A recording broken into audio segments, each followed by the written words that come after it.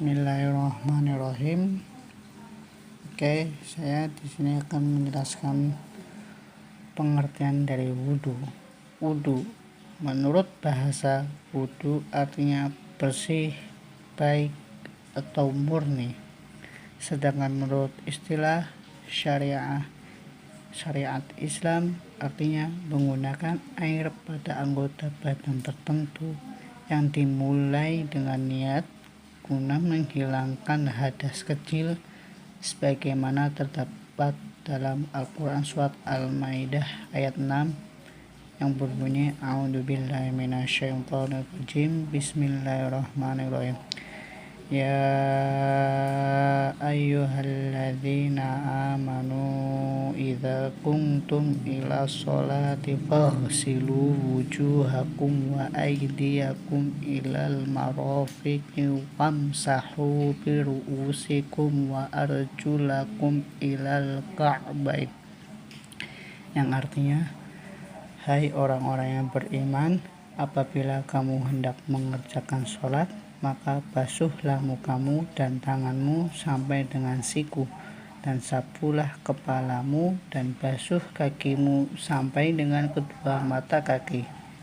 Ayat di atas memerintahkan kepada orang yang beriman jika hendak mendirikan sholat, baik sholat wajib maupun sholat sunnah dalam keadaan hadas kecil, maka wajib berwudu terlebih dahulu. Baik, saya akan melanjutkan syarat-syarat wudhu.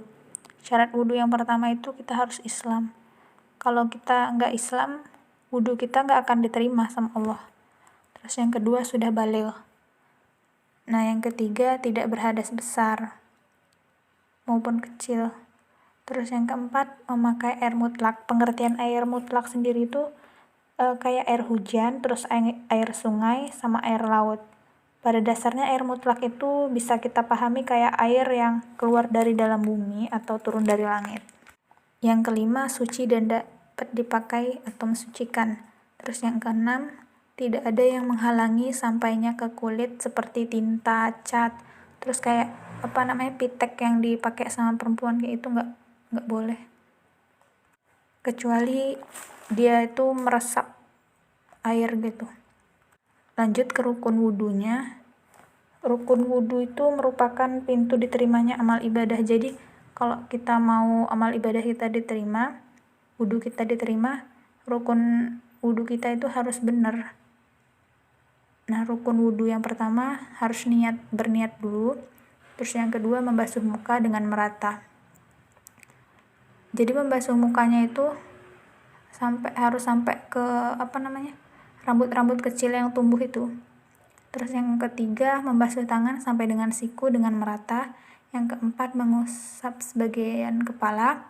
Yang kelima membasuh kaki sampai dengan kedua mata kaki dengan merata. Terus yang keenam tertib atau berurutan. Baik, selanjutnya saya akan menjelaskan materi tayamum. Dalam istilah fikih, tayamum adalah mengusap muka dan dua belah tangan dengan debu yang suci. Tayamum dilakukan sebagai pengganti wudhu jika seseorang yang akan melaksanakan sholat tidak menemukan air untuk berwudhu, atau ketika terkena halangan untuk tidak terkena air. Seperti orang yang sakit, misalnya sakit kulit yang tidak diperbolehkan untuk terkena air, maka diperbolehkan untuk bertayamum. Tayamum juga dijelaskan dalam firman Allah Subhanahu wa taala dalam Quran surah Al-Maidah ayat 6. A'udzu billahi minasyaitonir rajim. Wa in kuntum marda aw ala safarin aw jaa ahadum minkum minal ghaiti aw lamastumun nisaa falam tajidu ma'a أو لامستم النساء فلم تجدوا ماء فتيمموا صعيدا طيبا فامسحوا بوجوهكم وأيديكم منه, yang artinya, dan jika kamu sakit atau dalam perjalanan atau kembali dari tempat buang air atau kakus atau menyentuh perempuan, maka Jika kamu tidak memperoleh air, maka bertayamumlah dengan debu yang baik atau suci. Usaplah wajahmu dan tanganmu dengan debu itu. Seperti halnya wudhu dan mandi, tayamum juga memiliki syarat sah. Yang pertama, telah memasuki waktu sholat. Yang kedua, memakai tanah atau debu yang bersih dari najis dan kotoran. Jadi, sebaiknya sebelum kita bertayamum, pastikan tempat yang akan kita pakai itu terhindar dari najis dan kotoran, sehingga debunya pun bersih. Yang ketiga, tidak ada penghalang pada anggota tubuh yang merupakan anggota tayamum. Kayak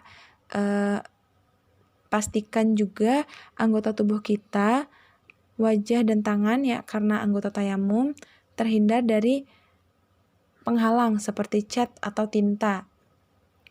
Yang keempat, berusaha mencari air namun tidak ketemu. Jadi sebelum bertayamum, sebaiknya kita mencari air terlebih dahulu. Apabila sekiranya akan menghabiskan waktu sholat dalam mencari air itu, maka diperbolehkan untuk bertayamum. Yang kelima, tidak haid atau nifas. Nah, selanjutnya ada rukun tayamum atau tata cara dalam bertayamum. Yang pertama, niat tayamum yang berbunyi nawaitu tayammuma listibahati salati fardhon lillahi ta'ala. Aku berniat melakukan tayamum agar dapat mengerjakan salat fardu karena Allah Ta'ala. Yang kedua, meletakkan kedua telapak tangan pada debu atau pasir, lalu meniup telapak tangan secara perlahan. Yang ketiga, mengusapkan pada wajah dan kedua tangan sampai ke siku dengan debu tersebut.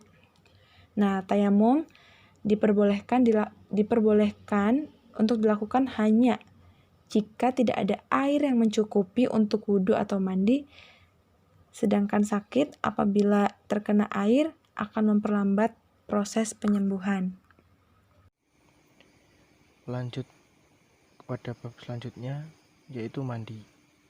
Mandi dalam pengertian syar'i adalah sebagai salah satu cara bersuci untuk menghilangkan atau mensucikan hadas besar atau untuk keperluan-keperluan lain seperti yang telah disyariatkan ajaran Islam. Landasan disyariatkan mandi terdapat pada surat Al-Maidah ayat 6 yang berbunyi wa in kuntum junuban fatahharu, yang artinya dan jika kamu junub maka mandilah. Dan terdapat juga dalam sabda Nabi SAW yaitu an Abi Hurairah radhiyallahu anhu qala Rasulullah sallallahu alaihi wasallam idza jalasa baina su'abihal arba'in summa jahadaha faqad wajabal ghuslu, muttafaq alaih.